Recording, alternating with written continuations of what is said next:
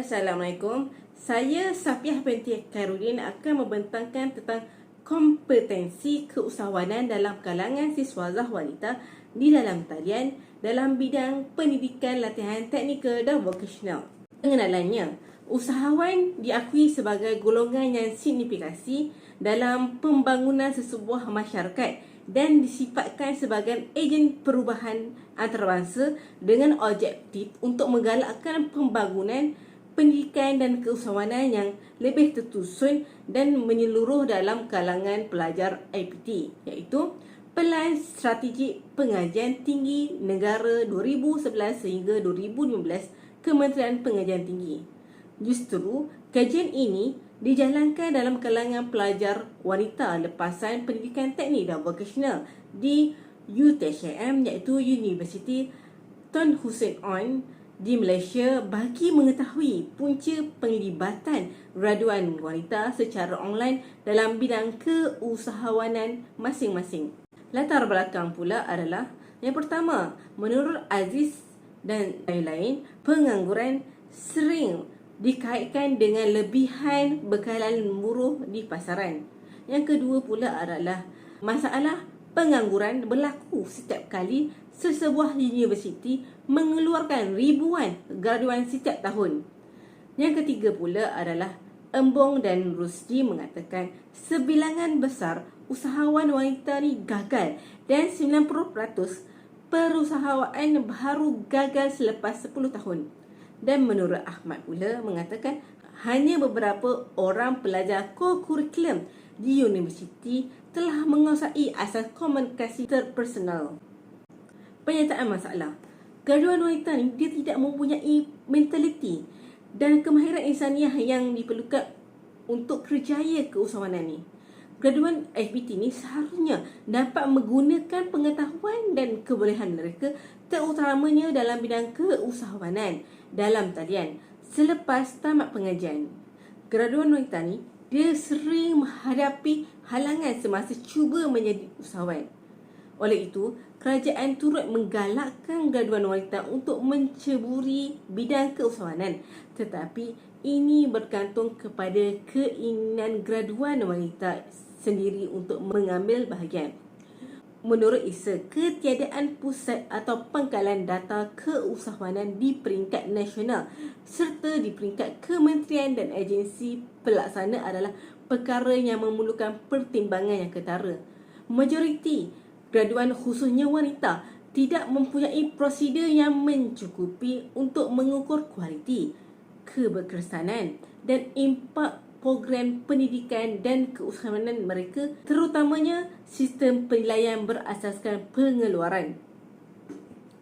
Oleh itu, penyelidik menyiasat parameter yang mempengaruhi penyertaan graduan wanita PTB dalam bidang keusahawanan dalam talian.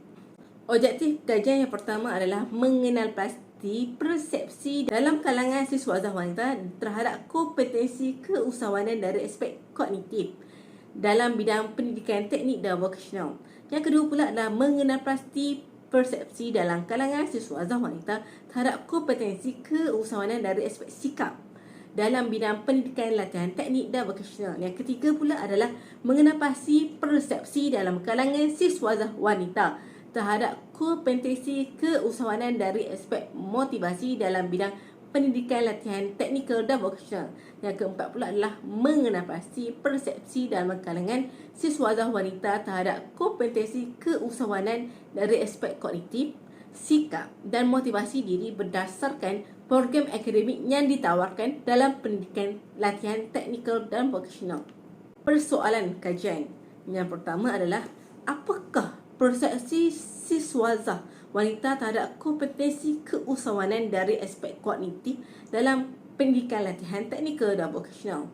Yang kedua pula adalah apakah persepsi dalam kalangan siswazah wanita terhadap kompetensi keusahawanan dari aspek sikap dalam pendidikan latihan teknikal dan vokasional. Yang ketiga pula adalah apakah persepsi dalam kalangan siswazah wanita terhadap kompetensi keusahawanan dari aspek motivasi diri dalam pendidikan latihan teknikal dan vokasional. Dan keempat pula adalah adakah terdapat perbezaan persepsi dalam kalangan siswadah wanita dalam kompetensi keusahawanan dari aspek kognitif, sikap dan motivasi diri program akademik yang ditawarkan dalam pendidikan latihan teknikal dan vokasional. Ini adalah menurut kerangka kajian. Yang input ini adalah siswadah wanita, pendidikan latihan teknikal dan vokasional. Prosesnya adalah kompetensi keusahawanan kognitif, sikap, motivasi diri. Dan outputnya pula adalah kompetensi keusahawanan dalam kalangan siswadah wanita dalam talian menjadi bidang keusahawanan sebagai kerjaya.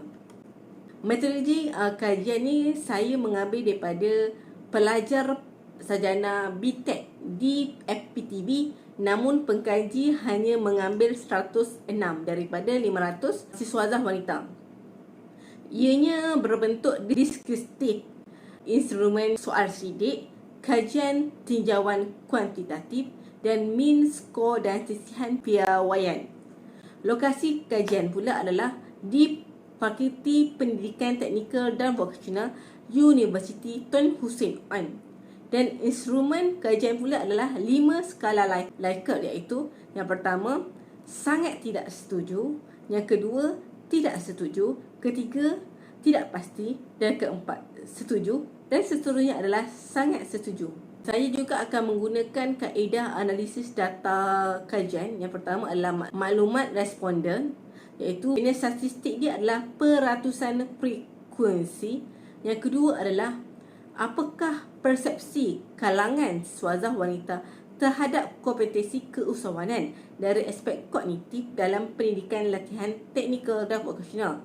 Ini menunjukkan daripada statistik deskriptif mean, iaitu standard DEV, iaitu mean score. Dan yang ketiga adalah apakah persepsi dalam kalangan siswadah wanita terhadap kompetensi keusahawanan dari aspek sikap dalam pendidikan latihan teknikal dan vokasional.